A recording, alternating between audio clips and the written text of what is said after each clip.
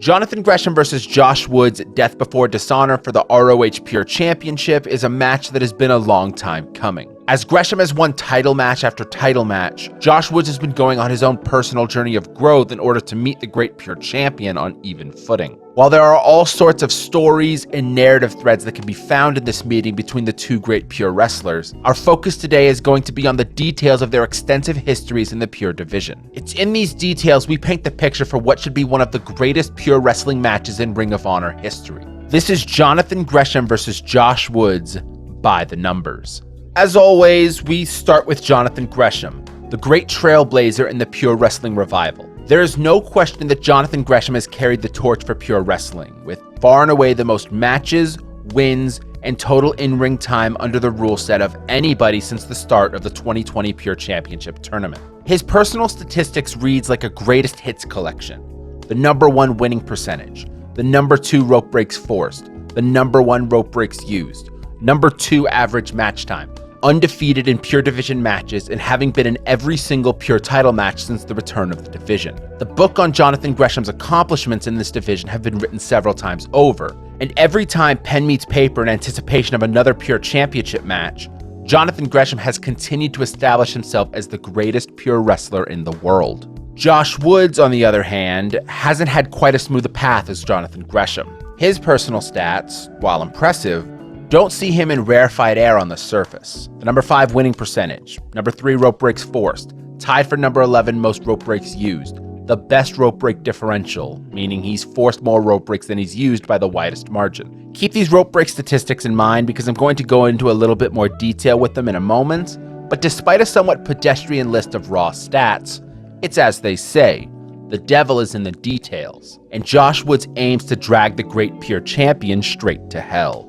The relationship with the rope break in Pure Wrestling is ultimately what defines the rule set. The lack of closed fist punches, the hard time limit, and judges are all elements, of course, but there are very few instances of time limit decisions and no instances of closed fist punch disqualifications. So the metagame of the Pure rules has circulated around its most defining characteristic in rope breaks. Both Gresham and Woods have been prolific in their use of rope breaks in their game, but a closer look at the raw numbers displayed really tells a fascinating story about the matchup between the two and what makes Josh Woods so terrifying for Jonathan Gresham. First, we look at the raw numbers, which are impressive for a multitude of reasons. Among qualified wrestlers, meaning wrestlers who have had 3 or more official Pure Rules matches in Ring of Honor since the return of the division, Gresham and Woods occupy the #2 and #3 spots on the rope breaks forced rankings with 17 and 14 respectively. However, it's the discrepancy in rope breaks used and the finer intricacies of these numbers that tell the story.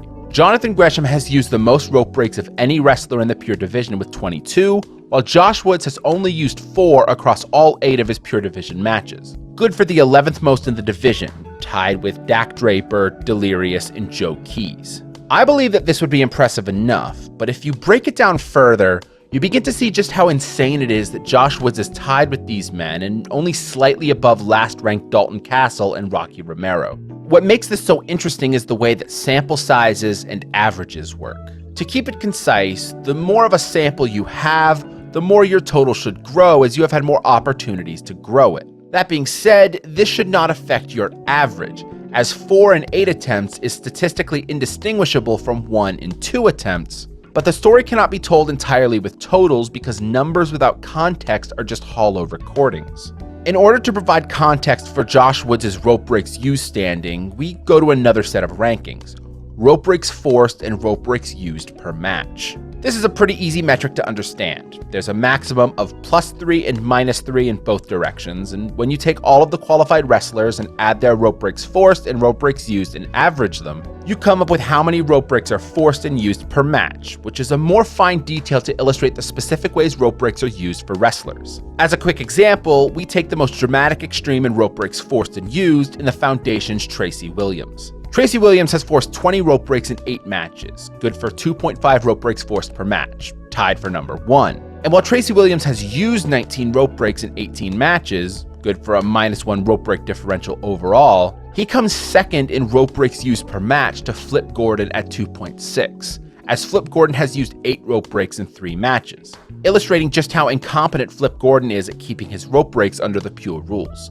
If we plot out the rope breaks used per match rankings among qualified wrestlers, we see that Jonathan Gresham rests at number 5 with 1.8. There are all sorts of stories to these numbers, but the most interesting of all of them is the name down at number 16, Josh Woods, who uses 0.5 rope breaks per match, good for the least in the pure division by a pretty wide margin. Josh Woods is the only wrestler in the entire ranking of qualified wrestlers to use fewer than 1 rope break per match, with the wrestlers directly above him, his peers at the bottom of total rope breaks used in Dalton Castle, Rocky Romero, and Dak Draper, all breaking out to an even 1 per match. It's a statistical anomaly that sees Josh Woods sporting by far the best rope break differential with plus 10, forcing 14 and using only 4. And if we show the rankings of the rope break differentials in the division, Josh Woods stands above Dak Draper and world-famous CB, who are tied at plus 4. Meaning that if world-famous CB has 2 more matches and forces his opponents to use all 3 rope breaks in both matches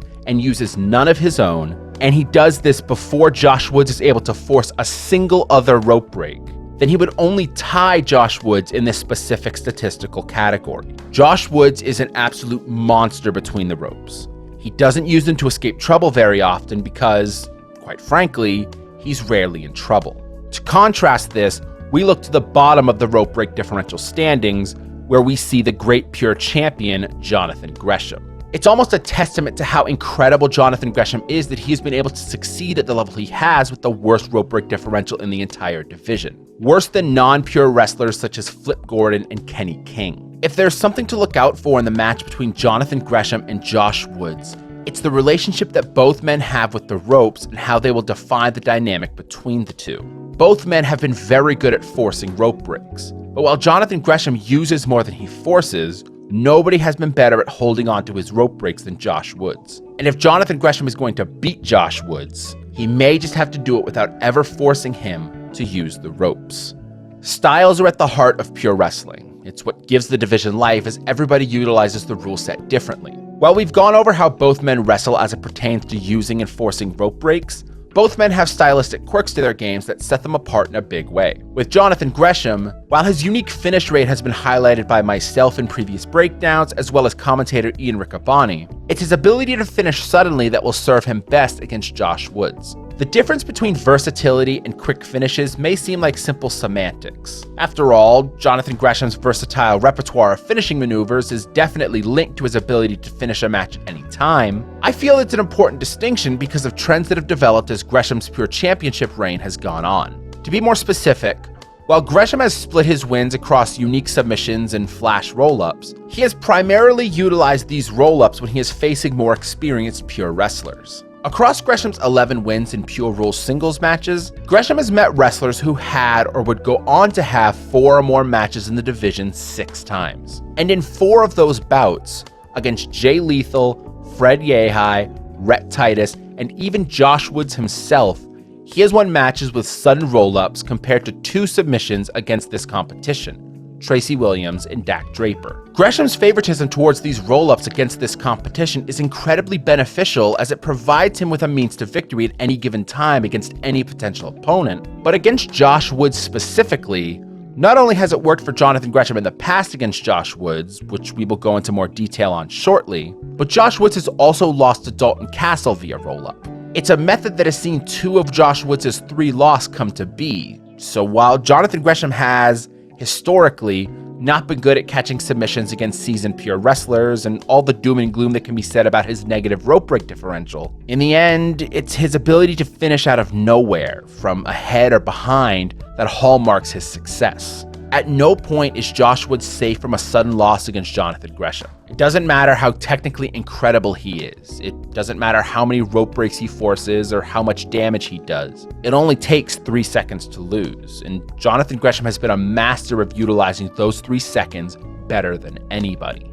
The stylistic advantages that Josh Woods has over Jonathan Gresham are technique and cardio. Josh Woods is an incredible talent, equal parts strong and technically dominant, but he has been at his best when his technique is paired with smart tactical decisions. Despite his rope break usage being historically minimal, the tactical decision to use them has proven incredibly helpful in the past. Going 4-0 in matches, he has utilized a rope break it. It's this separation that I find most interesting as it pertains to Josh Woods and his personal growth since the match with Jonathan Gresham in the semifinals of the Pure Championship tournament. All 4 of Woods' matches where he utilized a rope break-in were very evenly fought. His split decision victory against Kenny King, his back and forth battle with the Foundation's Jay Lethal, his back and forth battle with a desperate Dalton Castle, and his emotional war with former mentor Silas Young. In all of these matches, Woods was forced to bite down on his mouthpiece and make the smart decision in order to remain in the match. Use a rope break, live to fight another day, and when he's done that,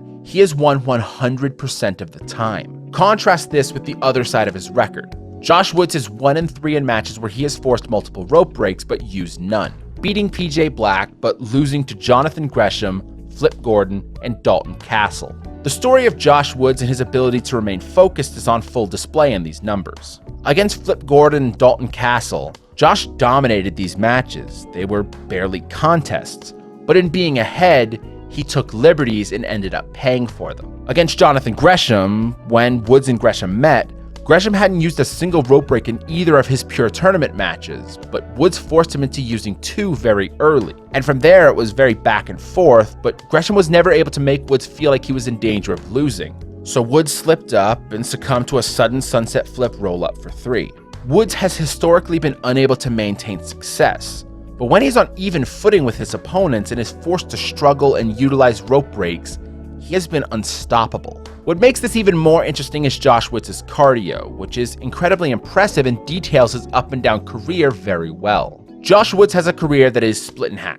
Matches that have gone over 13 minutes and matches that have gone under 13 minutes. In matches under 13 minutes, he is 0-3, while in matches over 13 minutes, he is 5-0. The reason for this works in tandem with his focus problems. Very early against Gresham, Flip, and Castle, Josh Woods was able to get an advantage that gave him the luxury of being able to coast. And in that mindset, the 3 men found their way to overcome deficits and beat Woods in a very short time. Jonathan Gresham's win against Josh Woods, clocking in at 12 minutes, is Gresham's second shortest Pure Rules match, while Woods' losses to Flip Gordon and Dalton Castle are the 6th and 7th shortest Pure Rules matches since the return of the division. When matches run longer, 13 minutes or more, Josh Woods has proven to be both unbeatable and almost unable to fatigue. Woods is one of only 2 wrestlers to win a time limit decision in his tournament match against Kenny King. He's one of only 2 wrestlers to win a Pure Rules match that goes over 20 minutes in his match with Silas Young. Against Silas, Woods has proven that he is ready to take the next step in his career. He had every opportunity to falter against Silas Young in their trilogy of matches, but Woods bit down on his mouthpiece and kept focused. And as he rematches Jonathan Gresham, this time for the Pure Championship, it's this new and improved Josh Woods that looks to right the wrongs of their previous meeting. The last and most crucial detail of this matchup is the intangible factor of experience. Just a look at the raw numbers will tell you that Jonathan Gresham and Josh Woods are 2 of the most experienced wrestlers in the Pure Rules, coming in at number 1 and number 3 most total match time. But what's interesting is that Jonathan Gresham's great championship run has never seen a guy like Josh Woods. Even his best opposition and the other members of the Foundation and Pure Wrestling stalwart Fred Yehi, nobody has been able to match Josh Woods as he goes into Death Before Dishonor in the 3 major statistical categories relevant to experience: total matches, average match time, and total match time. I'll spare you reading out the entire breakdown of all of Jonathan Gresham's opponents at the time of facing him for the championship and contrasting that with Josh Woods, but while there are a couple men who have higher average match times, this is primarily due to the fact that none of them have had close to as many matches as Woods has had going into the match with Jonathan Gresham. The closest on this list is a former opponent of Woods in Jay Lethal, who had 6 matches against Josh Woods' 8,